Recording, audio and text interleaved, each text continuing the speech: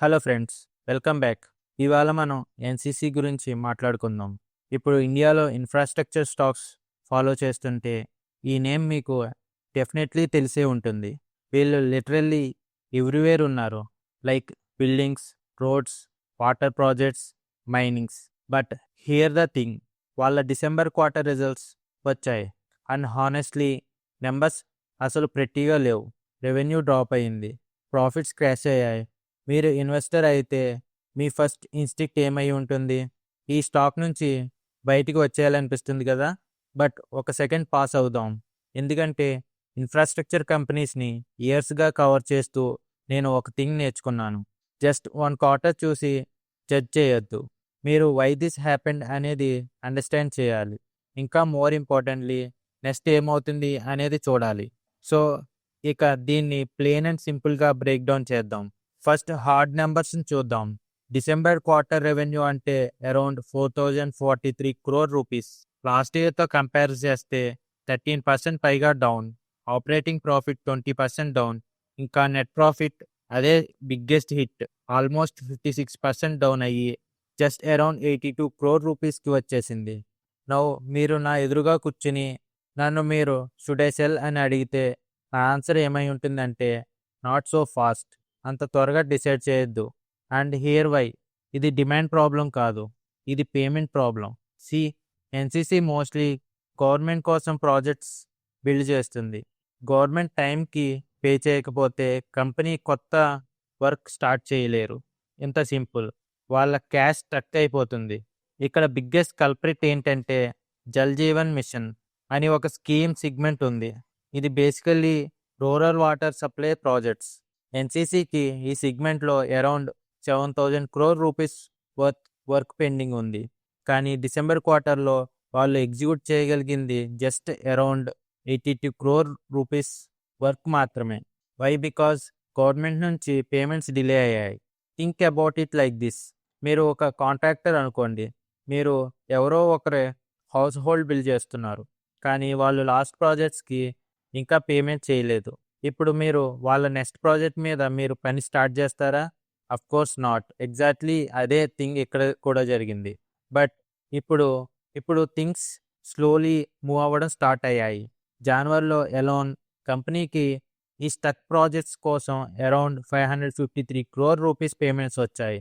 ఇంకా government next బడ్జెట్లో ఈ మిషన్ కోసం ఆల్మోస్ట్ 68,000 crore రూపీస్ అలొకేట్ చేసింది.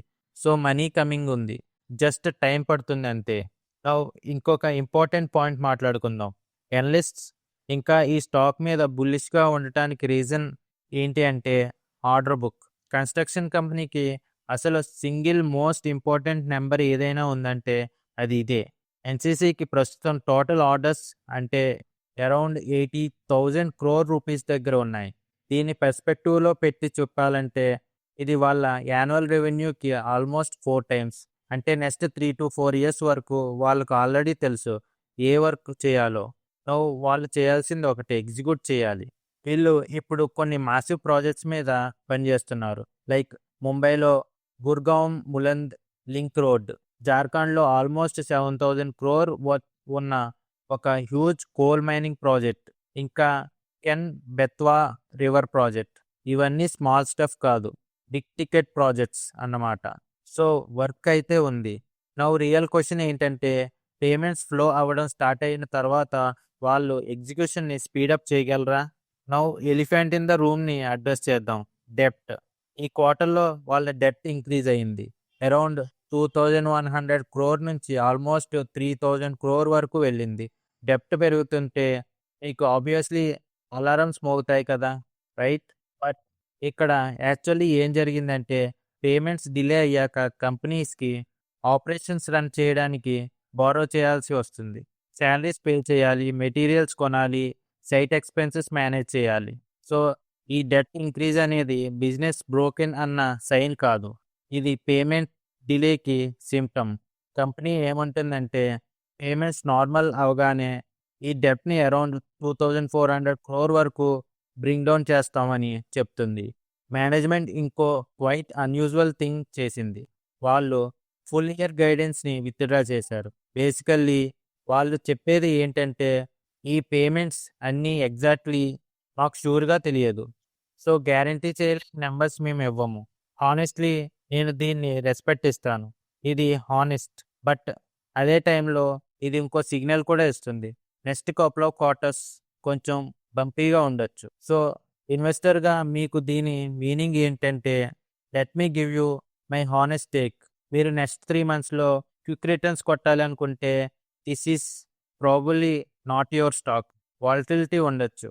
పేమెంట్స్ నార్మలైజ్ అవ్వడానికి టైం పడుతుంది. ఎగ్జిక్యూషన్ కూడా కొంచెం స్లోగానే ఉండొచ్చు అని ఫర్ ఏ బిట్. బట్ మీరు లాంగ్ టర్మ్ ఇన్వెస్టర్ అయితే నెక్స్ట్ 2 to 3 క్వార్టర్స్ని పక్కన పెట్టి నెక్స్ట్ 2 years గురించి థింక్ చేయగలిగే పర్సన్ అయితే స్టోరీ టోటల్లీ చేంజ్ అవుతుంది. మీరు బెట్ చేస్తున్నది 80,000 crore ఆర్డర్ బుక్ మీద. మీరు బెట్ చేస్తున్నది గవర్నమెంట్ ఇన్ఫ్రాస్ట్రక్చర్ పుష్ మీద. మీరు బెట్ చేస్తున్నది ఏంటంటే క్యాష్ ఫ్లో ఇంప్రూవ్ అయిన తర్వాత ఈ కంపెనీ మళ్ళీ బ్యాక్ టు బిజినెస్ వచ్చేస్తుందని. వాల్యుయేషన్స్ విషయం చూస్తే ఈ స్టాక్ ఇప్పుడు around 12.4 times it's estimated earnings వద్ద ట్రేడ్ అవుతుంది.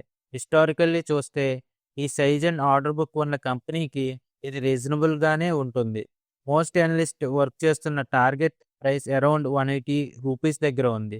విచ్ మీన్స్ కరెంట్ లెవెల్స్ నుంచి ఇంకా సమ్ అప్సైడ్ పాసిబుల్ ఉన్న సిగ్నల్ ఇస్తుంది. అఫ్ కోర్స్ రిస్క్స్ అయితే ఉన్నాయి. పేమెంట్స్ ఈజ్ కాకపోతే కాంపిటీషన్ వచ్చి వాళ్ళ మార్జిన్స్ని తగ్గిస్తే, న్యూ ఆర్డర్స్ స్లో డౌన్ అయితే ఇవన్నీ వ్యాలిడ్ కన్సర్న్స్ ఉన్నాయి. బట్ నా బాటమ్ లైన్ ఏంటంటే ఇన్ఫ్రాస్ట్రక్చర్ అనేది మెస్సీ బిజినెస్. కొన్ని క్వార్టర్స్ బ్యాడ్ ఉంటాయి, పేమెంట్స్ స్టక్ అవుతాయి. గవర్నమెంట్ కాంట్రాక్ట్స్తో పనిచేసే రియాలిటీ ఇది. క్వశ్చన్ ఏంటంటే లాంగ్ టర్మ్ స్టోరీ హోల్డ్ అవుతుందా? ఎన్సీసీ కేసులో నాకు అనిపించింది ఏంటంటే yes, long term story hold అవుతుంది. ఆర్డర్ బుక్ సాలిడ్గా ఉంది, ప్రాజెక్ట్స్ రియల్గా ఉన్నాయి, ఇంకా పేమెంట్ కూడా స్లోలీ క్లియర్ అవ్వడం స్టార్ట్ అయ్యింది. ఇది పెర్మనెంట్ ప్రాబ్లం లాగా కాకుండా మోర్ లైక్ టెంపరీ పాస్గా కనిపిస్తుంది. So that's my take. Me take కూడా వినాలని ఉంది.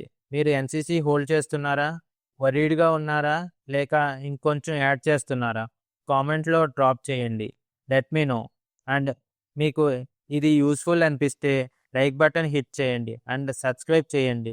నేను మళ్ళీ వస్తాను. Thanks for watching.